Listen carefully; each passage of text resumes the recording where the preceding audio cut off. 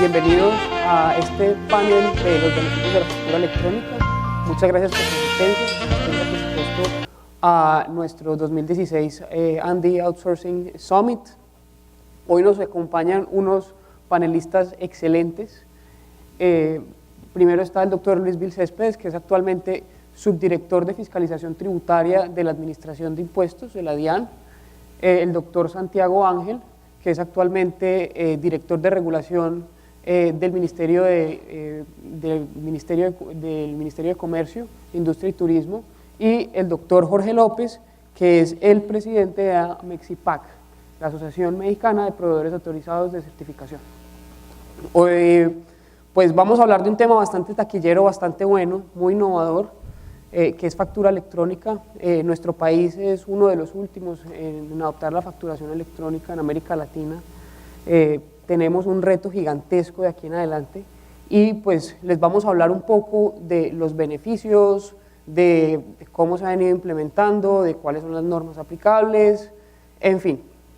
La primera pregunta va dirigida a los tres panelistas y es, ¿cuáles son?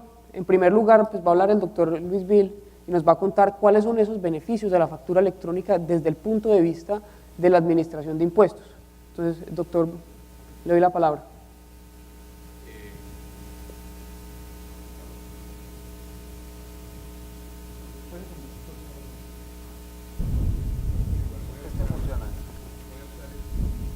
Ok, perfecto.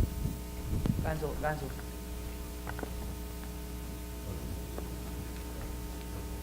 Ganso, yo Ganso. Berna, Ganso. Hola, buenos días. Gracias por la invitación para que la DIAN pueda mostrar este proyecto que ha empezado a desarrollar recientemente y que tiene, esperamos, un impacto significativo a nivel tanto del sector privado como del sector público y de la economía en general. En realidad el que estaba invitado era el doctor Leonardo Sicar, el director de fiscalización de la DIAN.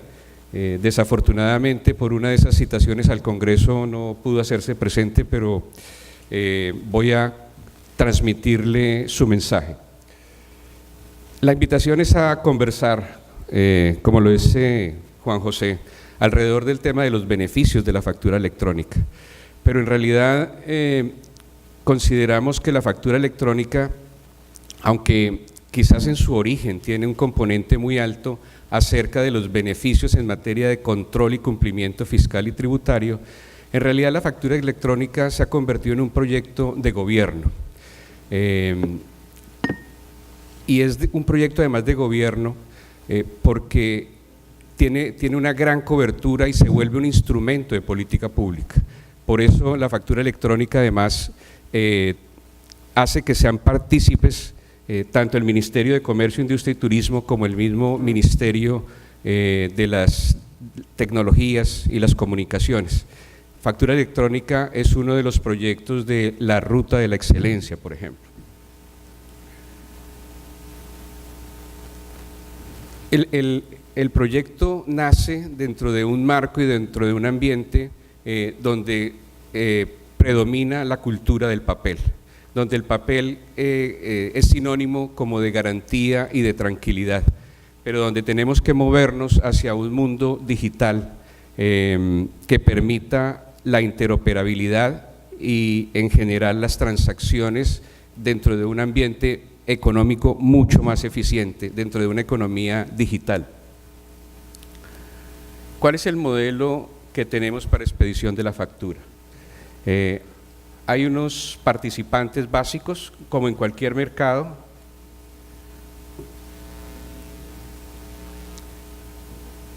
¿Cuál es? Acá.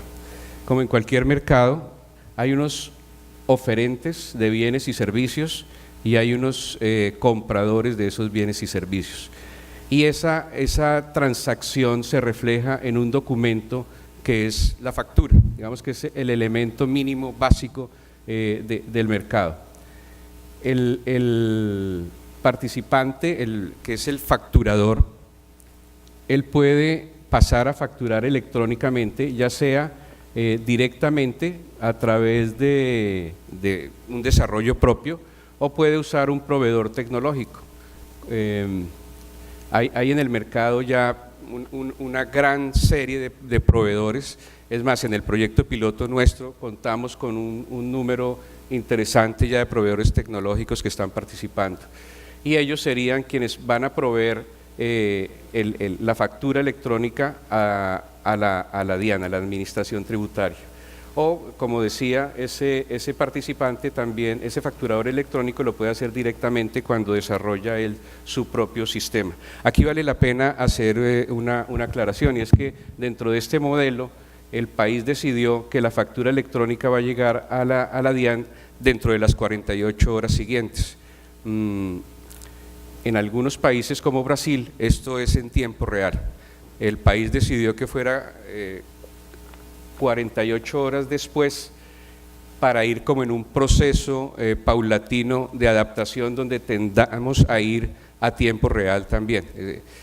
Hace poco, el proyecto está financiado con unos recursos del BID, son 12 millones de dólares, y en una reunión que tuvimos recientemente con el ministro y el BID sugirió empezar a moverse desde ahora hacia tiempo real, o sea, a que en el momento mismo en que se hace la transacción se genere la factura electrónica y vaya directamente a las bases de datos de la Administración Tributaria. Esto tiene grandes ventajas para todo el mundo. Pero también hemos visto, por ejemplo, ya dentro del piloto, que hay algunos facturadores que están pidiendo que esas 48 horas se vayan a 72, así que tenemos, digamos, esta es la dinámica del proyecto. Luis, y esas 48 horas, o sea, ¿qué beneficios suponen para la Administración de Impuestos? Cuéntanos un poco de eso. Va a empezar entonces la Administración de Impuestos a saber en tiempo casi real cuáles son las transacciones, los ingresos, los gastos de las personas y con base en eso hacer las fiscalizaciones. ¿Eso es lo que debemos entender? Las 48 horas lo que permiten es que los contribuyentes adapten sus sistemas y puedan proveer la información, digámoslo, de manera más tranquila. O sea, pero adicionalmente, quizás otro elemento fundamental es por el cual se tomó la decisión, es no ir a torpedear las actividades económicas. ¿Qué pasa como en el modelo brasilero? El facturador tiene que mandar la factura a la Administración Tributaria la aprueba y en ese momento cobra vigor realmente la factura, y ahí es donde se puede entregar al comprador y sigue pues todos los demás ciclos como de título valor y todas estas cosas. Pero ¿qué pasa si la Administración Tributaria no pudiera validar esa factura en tiempo real? Digamos que estaríamos torpedeando quizás la actividad económica, y ese es uno de los riesgos que se decidió no tomar por el momento y más bien ir paulatinamente hacia un escenario de tiempo real. Okay.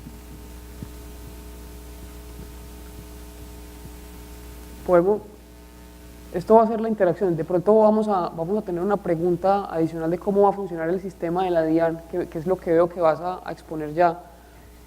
Podríamos dar la palabra a los otros dos panelistas para que nos comenten ya desde el punto de vista empresarial y desde el punto de vista de experiencias de otros países cuáles han sido las ventajas que trae o cuáles son las ventajas que trae la factura electrónica. Listo, ya quizás lo vamos a ver en un segundito. ¿Sí? Sí, porque la siguiente pregunta es cómo va a funcionar ya específicamente el modelo.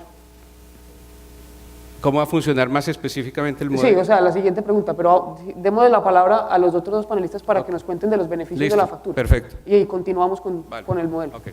Doctor Santiago. Muchísimas gracias, pues muy buenos días a todos los madrugadores y juiciosos además. A ver, desde la perspectiva del Ministerio de Comercio, Industria y Turismo, encontramos grandísimas bondades en la factura electrónica. Y particularmente anticipamos una reducción dramática en las tasas de descuento que se están evidenciando actualmente en el factoring. Y esto debido, digamos, a dos componentes básicos. El primero, la reducción en la incertidumbre que se tiene con respecto al título de valor actual. El factoring físico, por decirlo de alguna forma, pues adolece de unas problemáticas grandes, y es que usted efectivamente no sabe si el título de valor que tiene es efectivamente un título de valor, y y en cierta medida el título arrastra alguno de los males que pueda tener el emisor de la factura física en este caso. ¿Y qué es lo que está pasando? Ahorita de pronto puedo tener oportunidad de explicarlo mejor, pero gracias a la creación del registro, el registro va a tener dos filtros importantes. El filtro en materia, digamos, de integridad y autenticidad y unicidad de la factura. Eso le va a permitir tener muchísima tranquilidad respecto del título de valor como tal, haciendo que quien emite la factura pues tenga muy poca relevancia para entender cuál va a ser la tasa de descuento que se le aplique a dicha factura. Y por el otro lado, el otro componente fundamental es la creación de la tasa de descuento alrededor de verdaderos mercados, porque gracias al mundo de lo electrónico, usted podrá poner ese título de valor en un mercado evidente con multiplicidad de oferentes y la tasa de descuento se generará alrededor de una oferta y una demanda. Así que creemos que lo que estamos viendo hoy con unas tasas de descuento pues muy altas, por encima tenemos del DTF más 8 hacia arriba, casi que hasta el 30%, eso creemos que se va a reducir muchísimo, llegando a tasas similares de lo que tiene Chile hoy, que están entre el 0,5 y el 1% mensual. Eso es lo que creemos que va a pasar. Obviamente, pues estamos con mucha expectativa, pero si todo opera según la lógica, las tasas de descuento se reducirán dramáticamente, teniendo mayores niveles de liquidez para los pequeños y medianos empresarios. Creo que es como mi apunte fundamental para eso. Excelente. Muchas gracias. Pues a mí que me toca ver de fuera, soy de México. La realidad es que, ahorita lo decían, parece que Colombia va a ser de los últimos países que se incorpore al tema de factura electrónica, pero tiene una gran ventaja. Tiene toda la experiencia de Latinoamérica, qué es lo que hemos hecho bien y qué es lo que hemos hecho mal para realmente ser mucho más certero en cómo implementar y ir a pasos mucho más rápidos de lo que se vivió, por ejemplo, en México. Que en México nos tomó 10 años masificar la factura electrónica y no fue sencillo porque prácticamente íbamos descubriendo el camino. Creo que el modelo como está planteado tiene dos grandes ventajas que desde mi punto de vista, por ejemplo, una de ellas no la tiene México, pero la primera es esta parte de la aceptación de la factura que está contemplando el modelo, que eso da esa certeza jurídica de quien está realmente vendiendo el producto o el servicio, tiene la certeza de que la otra persona está aceptando como tal el bien o servicio. Y la otra es este mercado que ustedes están regulando para que pueda haber una competencia completamente en un marco jurídico claro y abierto que va a poder generar este tipo de competitividad al país, ¿no? ¿Qué es lo que visualizamos o cómo México ha adoptado este tema? Y lo quiero sacar a colación porque creo que ha sido una situación muy interesante. En el 2015, para que tengan un contexto, en 2014 la factura electrónica se hizo obligatoria en México.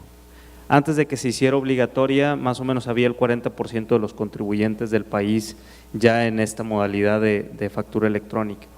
No fue hasta 2014 en donde se hace obligatoria la factura y la nómina electrónica. En términos prácticos, nosotros lo vemos como un solo documento que tiene que ver, uno es los ingresos de las empresas y de las personas naturales y el otro es el ingreso de las personas físicas o de las personas que trabajan para las empresas. Pero al final pues es prácticamente toda la economía del país que está transaccionando en este modelo. Eso hizo que México avanzara 11 lugares en el pago de impuestos, según el reporte de Doing Business. Y un elemento bien interesante, México tuvo una recaudación del 27.5% superior a la presupuestada, cuando tuvo un crecimiento del Producto Interno Bruto de solo el 2.5%.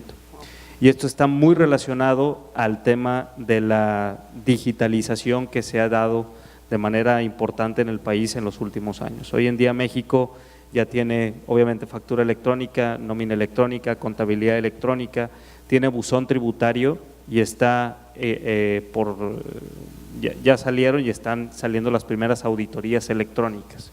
auditorías que tardaban entre un año, año y medio de gabinete, de ir al domicilio, se están reduciendo a 40 días naturales para su proceso. Entonces, todo esto trae de una u otra manera beneficios, competitividad y mayor productividad, y eso pues, está 100% relacionado al crecimiento del país, ¿no?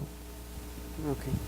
Muchas gracias. Bueno, entonces ahora sí hablemos un poco de cómo va a funcionar ese sistema aquí en Colombia, cómo se van a emitir las facturas, después hablemos de cómo se van a negociar, qué está pensando el Ministerio de Comercio, cómo está regulado ya en el decreto 2242 el tema.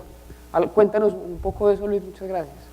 Pues es precisamente esta explicación parte de la pregunta, y es cómo es el sistema de factura electrónica en Colombia. Ya habíamos visto cuáles eran los participantes y la interrelación entre ellos y la administración tributaria. El facturador electrónico deberá, según el decreto 2242, registrarse y surtir un proceso de habilitación que mediante resolución la Dirección de Impuestos y Aduanas certificará. Asimismo, el proveedor tecnológico deberá surtir un proceso de autorización, de registro y autorización en la administración tributaria, y el adquirente o el comprador que requiere de la factura, sobre todo para efectos de título valor, deberá registrarse también, con lo cual vamos a tener en la DIAN un catálogo de información donde van a estar registrados todos los participantes del sistema de factura electrónica, catálogo que va a estar en la web Service y que podrá ser consultado. Aquí quería mostrarles un poco el contexto mundial de cómo se da el tema de la factura electrónica. Colombia en realidad arrancó desde el año 95, con la ley 223 se instauró el tema de la factura electrónica, pero por diferentes problemas y sobre todo de financiación no logró implantarse el modelo. Solo hasta el 2007, con el decreto 1929, arranca a operar la factura electrónica, pero operó sobre todo como un modelo más desde la perspectiva privada que por la injerencia pública. En Europa el modelo ha sido también muy de iniciativa privada, mientras que en América Latina el tema ha sido de iniciativa pública. En realidad en Europa, sobre todo en el norte de Europa, es donde se arrancan estos procesos, y en América Latina pues los ha liderado, como se ve allí, México, Brasil y Chile y Perú fundamentalmente. Nosotros arrancamos un poco antes, pero hubo muchos que arrancaron después, nos pasaron y ahora tienen operando muy bien sus sistemas. Esta gráfica lo que nos muestra, y la paso muy rápidamente, es que en la medida en que la ley se laxa, son menos los países que muestran que se incorporaron desde un comienzo al tema de factura electrónica. La conclusión a la que se llega aquí es que si no hay obligatoriedad, los países no entran en el tema de la facturación electrónica, o pues los contribuyentes de los diferentes países. En Brasil, por ejemplo, arrancaron en el 2006 y solo hacia el 2010 realmente arranca la facturación, porque hay un proceso de obligatoriedad. De pronto ahora Jorge también nos va a ampliar el tema con la experiencia mexicana acerca del tema de la obligatoriedad. Y asimismo en Chile sigue el mismo proceso, y México, perdón. Bueno, la conclusión aquí es que Colombia tiene dos posibilidades: o usted entra como voluntario o usted entra como obligado. En este año, y con el decreto 2242, con su expedición el 24 de noviembre del año pasado, quedó un parágrafo en el artículo primero que supedita el tema de la obligatoriedad a que se expida la reglamentación para la factura electrónica como título valor. Ahora Santiago me imagino que nos tendrá alguna noticia al respecto sobre la expedición de ese decreto que levantaría la restricción que tenemos nosotros para DIAN para poder empezar a hacer obligatorio el tema de la factura electrónica. Entremos ahora sí en el tema de costos y beneficios. Desafortunadamente la nitidez no es muy buena, pero lo que hicimos en la DIAN fue, nosotros contratamos una serie de asesores internacionales a través del Centro Interamericano de Administración Tributaria para que nos ayudaran a recoger esas experiencias positivas, como decía Jorge, del resto de países de América Latina que ya tienen implantado su modelo y poder ganar tiempo. Uno de esos consultores desarrolló un trabajo donde nos permitió identificar cuál es el ahorro en términos de costos de pasar de papel a factura electrónica.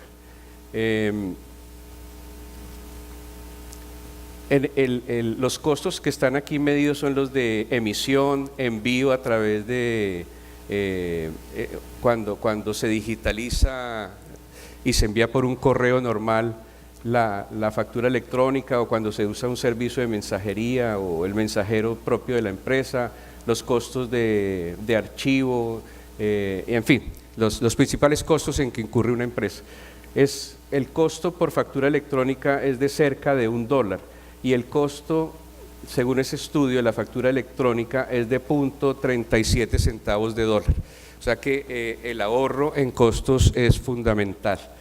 Y adicionalmente hay otro elemento clave, y es que en la medida en que se va en el largo plazo, los costos son todavía mayores, son crecientes, o sea que cada vez vamos a tener mayores ahorros. Ese estudio nos dice que el país podría ahorrarse en un año corriente promedio, con solo los costos básicos como son emisión, envío y conservación, de algo así como 1.570 millones de dólares, algo así como 4.7 billones de pesos al año.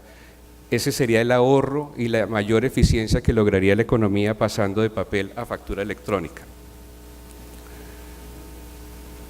¿Cuáles son los beneficios para el sector privado? Son muy claros. Los básicos son pues la optimización en términos de reducción de tiempos y costos asociados a la emisión, al envío, lo que acabamos de ver. Pero también hay otros beneficios fundamentales: la trazabilidad y transparencia de los procesos, el intercambio eficiente y seguro de documentos a través del uso de modelos de transmisión electrónica, la facilitación del cumplimiento de las obligaciones tributarias, la facilitación de los procesos contables internos de las empresas.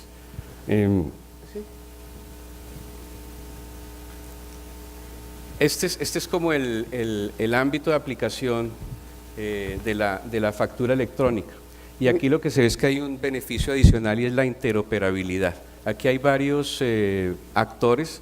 Está el tema de la factura como título o valor, cuyo rector es el Ministerio de Comercio. Están las empresas y está la DIAN, el sector público desde la perspectiva fiscal. Aquí lo que se garantiza es que haya una gran interoperabilidad entre todos los actores prácticamente en tiempo real, cosa que no sucede ahora. Luis, hablando de esa interoperabilidad, me gustaría darle la palabra también al doctor Santiago Ángel, que conoce y está al frente de la regulación del tema de la circulación de la factura electrónica como título de valor, y me encantaría saber cómo va a funcionar eso, cómo se espera que cuéntanos un poco del registro y cuéntanos un poco también de cómo funcionarían las negociaciones centralizadas. Bien, pues muchas gracias. Si nos pueden ayudar, me gustaría proyectar la presentación de Santiago Ángel, que está allí. Y Bill, si usted me regala el podio.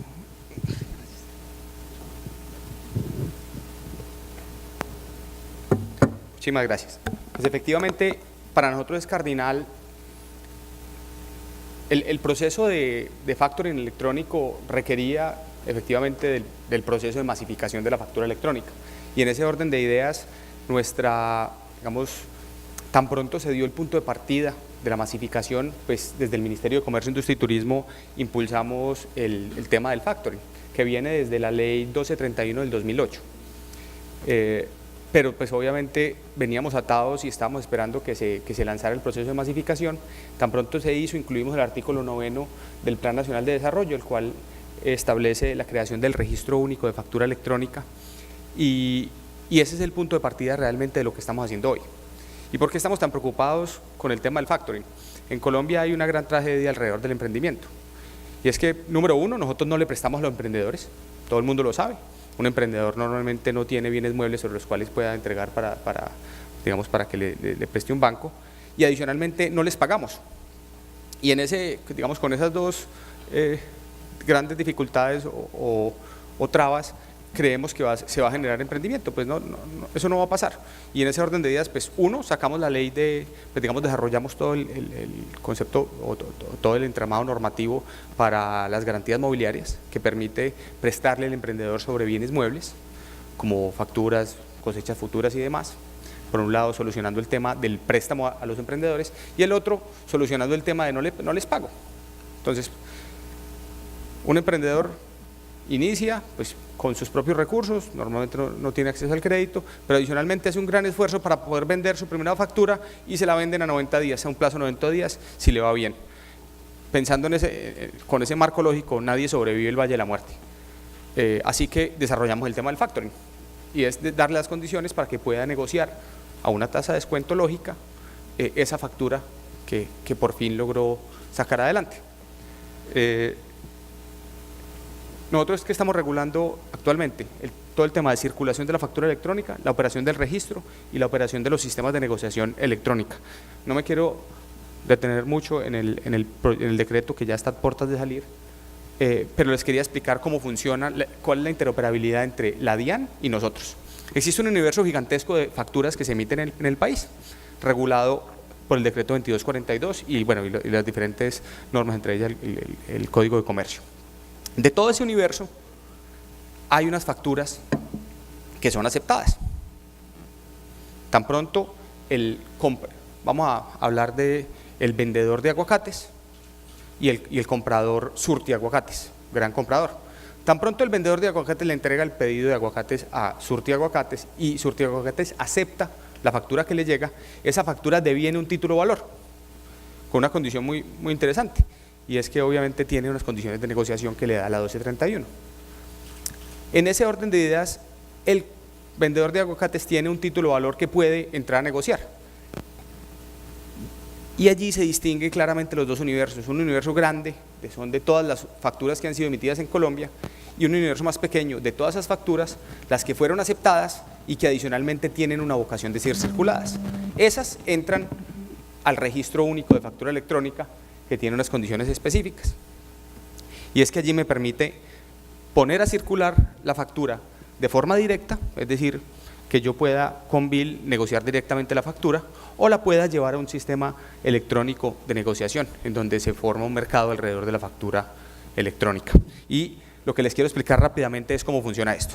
Entonces, esto es lo que les expliqué anteriormente. Está el vendedor de aguacates y el gran comprador de aguacates.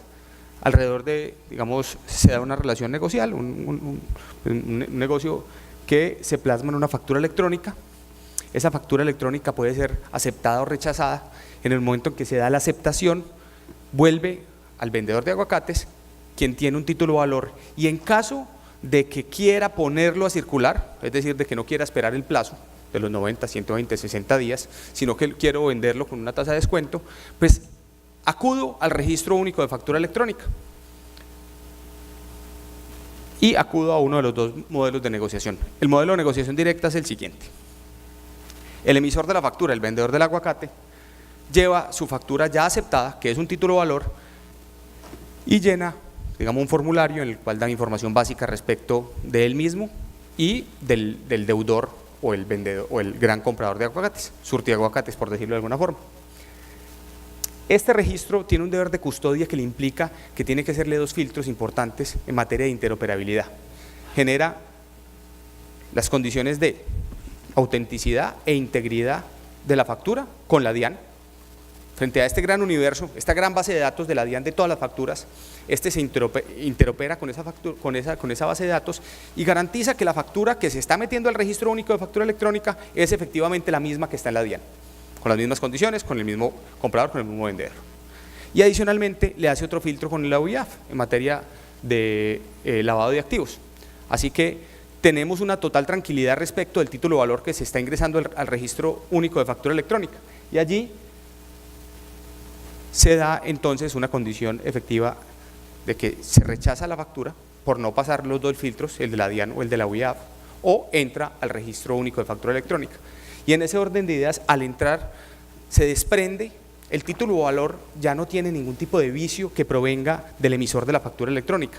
Por ende, quien expida la factura no tendrá ninguna importancia para la tasa de descuento al final.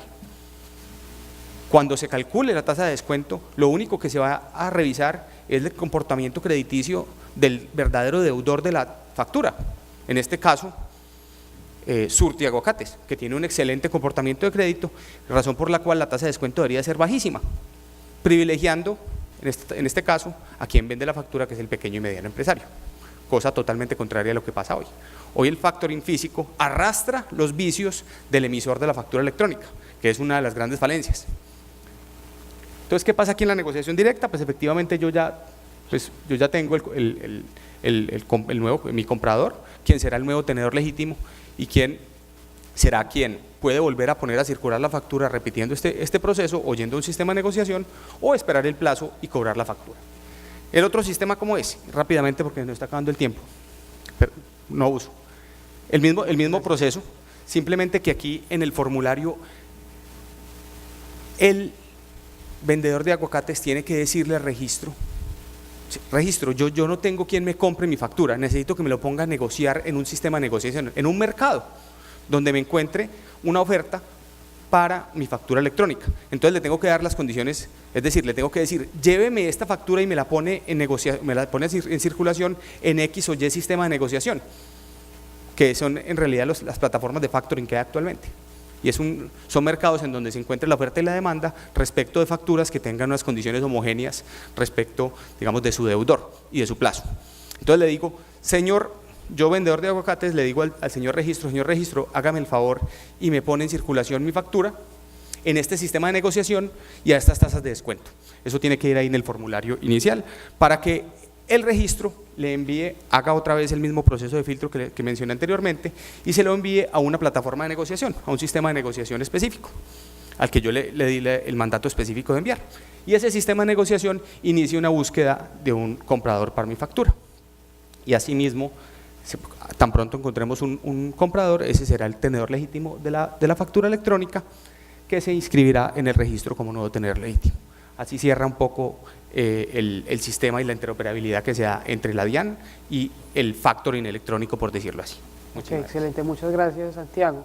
Jorge, yo quisiera saber nosotros qué podemos aprender de la experiencia mexicana. Vemos que ya tenemos una regulación, que ya tenemos a la DIAN pensando cómo se emite la factura electrónica, ya tenemos al Ministerio de Comercio pensando cómo vamos a circular con título de valor, pero yo quiero saber en esa experiencia que tiene México, cómo ha funcionado todo este sistema y qué podemos aprender de ustedes.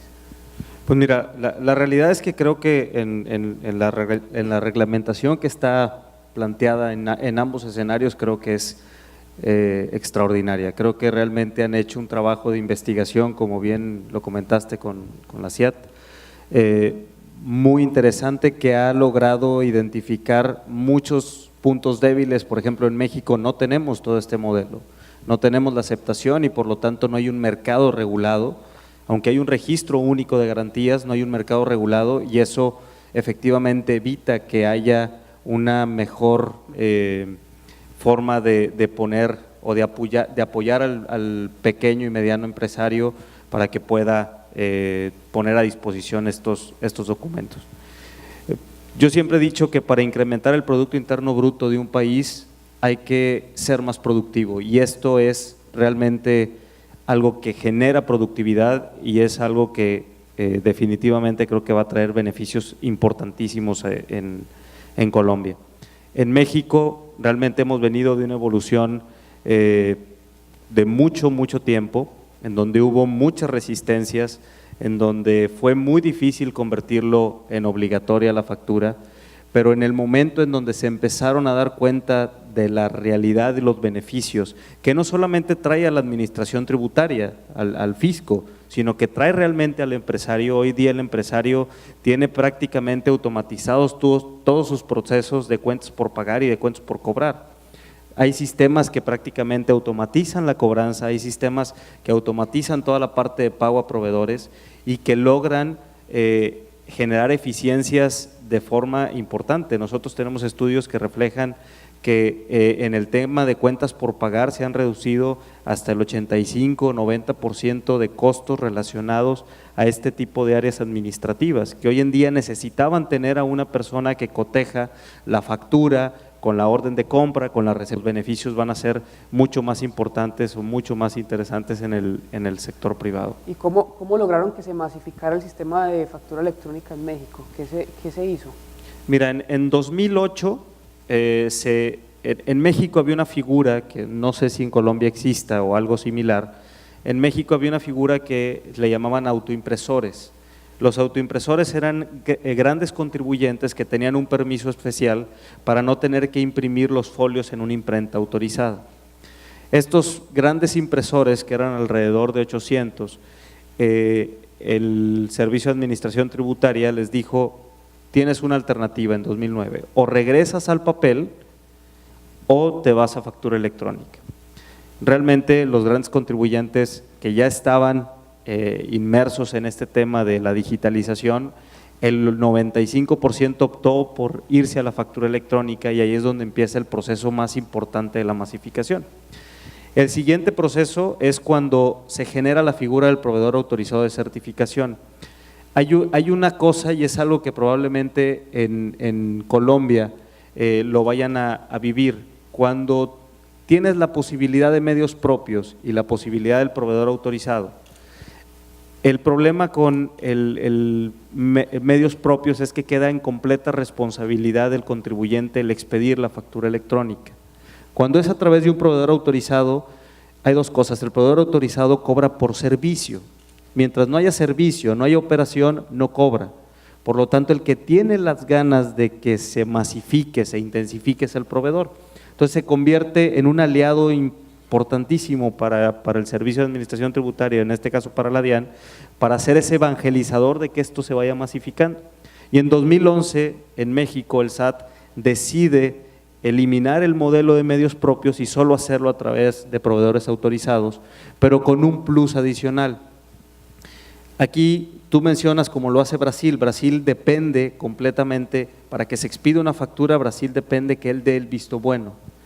En México el SAT delegó esa responsabilidad a los proveedores autorizados, en donde nosotros tenemos ciertas bases de datos de información, que obviamente tenemos certificaciones relacionadas a seguridad de la información, pero nosotros podemos hacer las validaciones en tiempo real para que efectivamente no haya solamente un único punto de falla, que esa es la preocupación que obviamente tienen ustedes o los mismos gobiernos que tienen este modelo.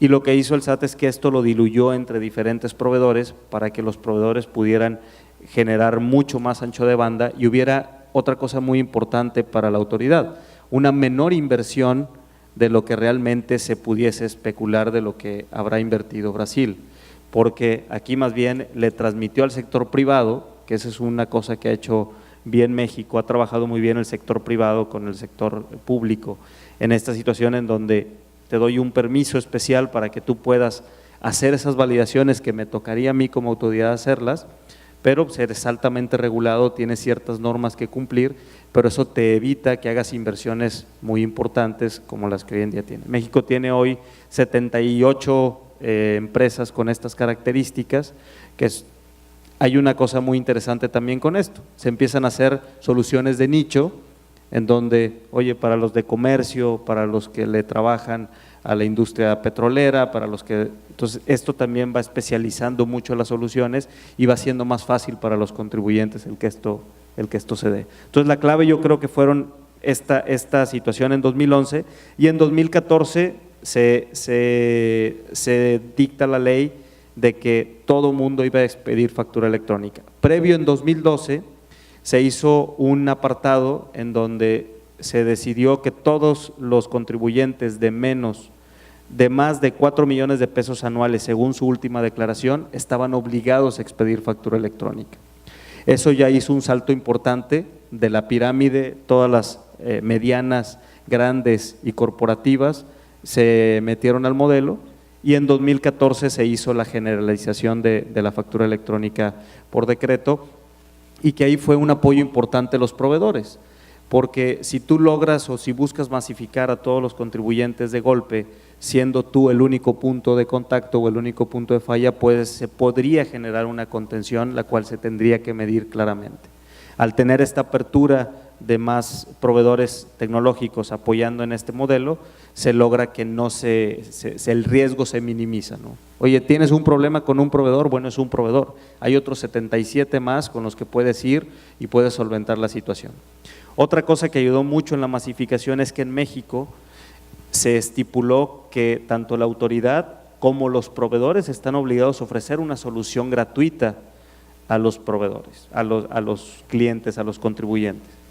Esto pues hizo de una forma muy sencilla que el contribuyente pequeño, el que no tiene para pagar, pues realmente tiene una manera muy sencilla de 77 opciones más la opción que me brinda la autoridad, yo decido con cuál irme y el tema de la resistencia se va diluyendo de forma importante. Okay. Entonces creo que fueron los highlights más importantes para que en México se lograra lo que hoy en día se conoce como la masificación del 100% de las operaciones. Muchas gracias, Jorge, impresionante esta experiencia mexicana. Ya en los últimos 4 minutos que nos quedan, me gustaría hablar de tiempos. Me gustaría saber cómo va el piloto, cuántas empresas el piloto de prueba del sistema de facturación electrónica, cuánto tiempo va a requerir el piloto y cuándo vamos a tener el decreto del Ministerio de Comercio. Y por favor, 1 minuto cada uno y abrimos y hacemos una pregunta que tiene el público.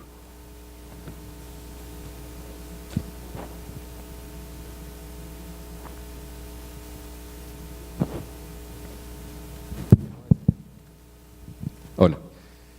El piloto lleva ya 1 mes, arrancamos hace cerca de 1 mes.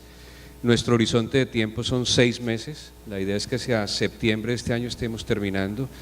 El piloto lo que pretende fundamentalmente es que un grupo de amigos, porque de eso se trata, un grupo de trabajo, pueda probar tanto las tecnologías desarrolladas por la propia DIAN como la que los particulares están desarrollando, ya sea de manera directa o ya sea a través de los proveedores tecnológicos. Nosotros somos conscientes de que va a haber modificaciones dentro de nuestros sistemas informáticos y dentro del propio modelo en general de factura electrónica y de eso se trata el piloto.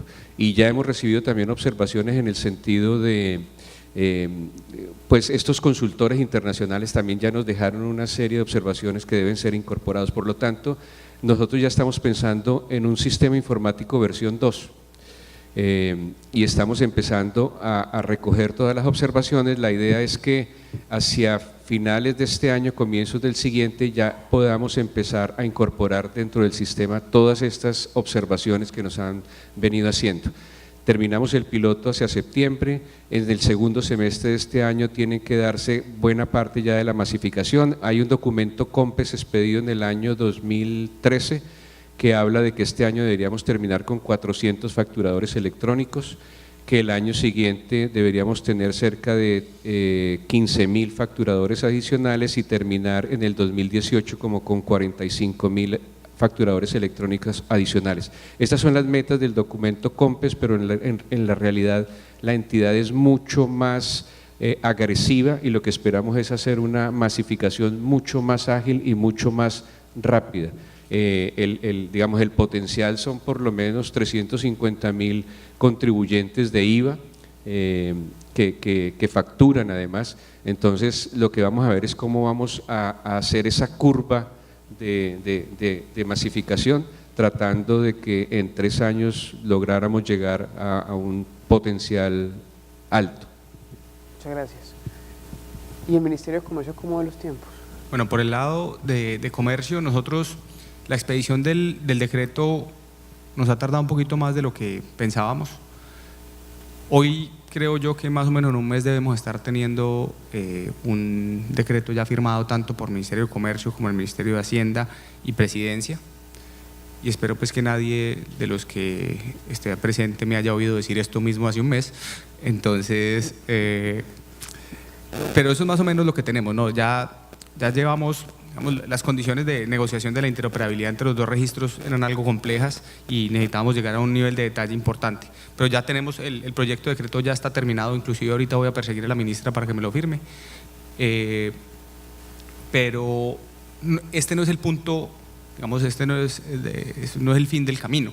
Aquí para nosotros avanza y siguen una cantidad de cosas muy importantes, entre ellas, tan pronto tengamos firmado el decreto, digamos, tan pronto entre al ordenamiento jurídico el decreto, tenemos 3 meses para expedir los manuales de funcionamiento de, 1, el registro único de factura electrónica, 2, los sistemas de negociación colectiva pues, de factura electrónica, y 3, el manual del usuario. Y creo que es muy interesante, no conozco pues de dónde vienen o en dónde están trabajando, pero alrededor del registro se van a fomentar diferentes opciones de negocio. La primera, el operador del registro único de factura electrónica. Ese es un negocio gigante sobre el cual va a haber una licitación. Iniciará el proceso de licitación tan pronto tengamos el decreto. Tenemos 1 año para terminarlo, estamos pensando sacarlo en 6 meses. Ese será un negocio para una sola persona. Pero adicionalmente a eso, ¿qué sale de allí? Los sistemas de negociación de facturas electrónicas. Las personas que estén trabajando factoring actualmente pueden estar interesadas en brindar estas condiciones, trabajando nichos específicos de facturas de diferentes proveedores o trabajando, pues es en realidad un nicho de trabajo interesante. Y lo otro es las opciones o digamos, las opciones para los proveedores de servicios alrededor de, digamos, la facturación electrónica, la aceptación y todo el proceso de acompañamiento dentro del registro único de factura. Esto creemos que va a ser desde el tamaño de la Bolsa de Valores de Colombia, sin lugar a dudas. Va a ser de ese tamaño, es gigantesco. Lo que estamos viendo hoy en factoring físico no es ni cerquita lo que va a tener la dimensión de los negocios que van a girar alrededor del registro único de factura electrónica. Es lo que viene el año siguiente, gigantesco. Los invito a que nos acompañen porque adicionalmente vamos a tener proceso de consulta para lo que viene. El proceso de licitación es gigante, entonces pues obviamente tendrá los pliegos, se publicarán y demás, y adicionalmente también estaremos publicando los manuales, que de los manuales se desprenderán gran parte de las condiciones de operación del registro y de los sistemas de negociación. Yo quisiera, va a ser grandísimo, dices como la Bolsa de Colombia. Yo en México el 79% del financiamiento lo dan los proveedores. Yo quisiera pensar que en Colombia es algo muy similar, o sea, ni siquiera la banca. O sea, se dice que la banca le presta al empresario, y sí, pero la realidad en México es que el 79% del financiamiento lo dan los proveedores en estos créditos comerciales, en que te voy a pagar a 30, 60, 90, 120 días, y ahí es realmente donde estas grandes empresas se apalancan de financiar y de abrir tiendas Entonces creo que con una dinámica o con un modelo como el que están planteando, este tipo de cosas van a cambiar de manera drástica. Y respecto a los cambios que ya visualizan una versión 2, bueno, nosotros de 2004 a 2014 la factura electrónica sufrió más de 12 cambios. Entonces, pues es un hecho que los cambios van a haber, y cuando estén los pilotos y cuando estés en una industria en particular, se van a presentar modelos que no se estaban conceptualizando. Entonces, esto es un modelo evolutivo. En México se prevé un cambio para este año, para finales de este año, en donde ya se van a homologar catálogos. O sea, es una evolución constante que va teniendo, pero creo que todo va en pro de ir mejorando la interoperabilidad entre gobiernos y ciudadanos. Ok, muchas gracias. Bueno, tenemos una pregunta del público y termino. Sí, aquí tengo el micrófono. Muchas gracias, Santiago. Ojalá algún día la ministra lo pueda firmar electrónicamente para ser coherente con lo que estabas anotando. Felicitaciones. Hay que reconocer que tanto la DIAN como el Ministerio se han echado esto al hombro para sacarlo adelante. En la línea pues del tiempo es fundamental que esto ocurra. Todos estamos esperando esto hace rato. Y sobre eso, 2 recomendaciones. Lo primero es que esto va a jalonar la transformación digital de las empresas, tanto quienes están en el mundo de lo digital como quienes nunca han estado. Bien anotados ahora que si la fuente principal de financiación son los proveedores, y ahí montamos una herramienta digital para poder facilitar esa relación, yo creo que ahí se puede dar un gran salto. Meterse muy fuerte en el tema de economía colaborativa va a permitir darle transparencia a esta información. Y sobre eso quisiera saber si están pensando algo más allá de lo regulatorio, de la obligación, de quién lo hace y quién no lo hace, una serie de incentivos para que las empresas monten. Y les voy a poner dos ejemplos. Uno, ¿qué tal si hacen público el tiempo que se están demorando las empresas para pagar efectivamente la factura? Ahí hay un tema, no es solo por la reputación de la compañía, sino en la realidad cuánto los grandes compradores, los que le compran a esos emprendedores de los que estabas hablando, efectivamente se haga pública esa información. Obviamente no las condiciones comerciales, pero sí si pagó o no pagó en el tiempo que estaba previamente establecido. Yo creo que hay una formidable oportunidad para darle economía colaborativa a esto y todo el mundo esté con intención efectivamente de montarlo. Y lo segundo está relacionado con que esto es un mercado tan gigantesco que puede abrir cientos de oportunidades para empresas como las que vienen a este foro. O sea, ahí se abren grandes oportunidades para BPOs de alto valor agregado, para gente que hace cobranza, etcétera. Lo importante es que la cancha esté abierta para que mucha gente pueda jugar. Cuente con nosotros en la Andy, Santiago, usted lo sabe, usted de esta casa, y obviamente pues no vino Sicar, pero Céspedes sabe pues que la Andy está completamente dispuesto a construir esos documentos, porque lo que necesitamos no solo es que ocurra rápido, sino que ocurra abriendo unas nuevas dimensiones, que no termine esto cerrado y antes complejizando mucho más la operación. Bueno, pues los temas, generar en cierta medida incentivar el uso del behavioral economics, que es lo que usted está diciendo, lo estamos haciendo.